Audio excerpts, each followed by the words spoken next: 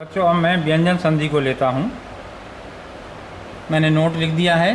हालांकि व्यंजन संधि आपके कोर्स में नहीं है, लेकिन मैं फिर वही कह रहा हूँ कि कभी कभी कुछ शब्द ऐसे आ जाते हैं जहाँ पर आपको कठिनाई होती है, तो उसका नियम जानना अति आवश्यक है।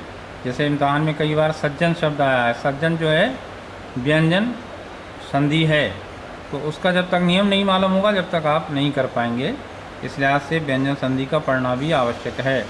तो व्यंजन संधि कहते हैं व्यंजन के बाद व्यंजन या स्वर के आने से उनमें जो विकार उत्पन्न होता है उसे व्यंजन संधि कहते हैं।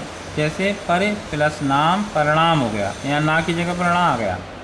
तत् प्लस भव तद्भव।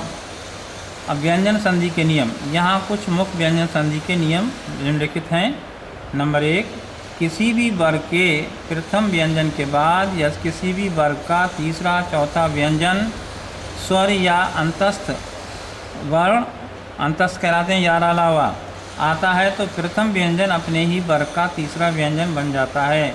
जैसे दिक् प्लस गज दिग्गज, वाक् प्लस ईश वागीश, सट प्लस दर्शन सट दर्शन, उत प्लस गम उद्गम। नियम 2, किसी भी वर्ग के प्रथम व्यंजन के बाद या किसी वर्ग का पांचवा व्यंजन आ जाता है तो प्रथम व्यंजन वर्ग के पांचवें व्यंजन में बदल जाता है। जैसे वाक प्लस मय वांगमय, सटमास सन्मास, सतमती सम्मति, अप प्लस मय अम्मय। नियम 3, ता के बाद या चा या छा हो तो चा बन जाता है,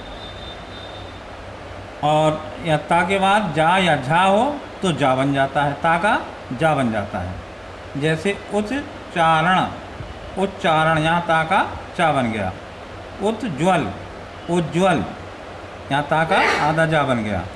अब बाकी व्यंजन संधि और विसर्ग संधि मैं अगले टर्न पर पढ़ाऊँगा।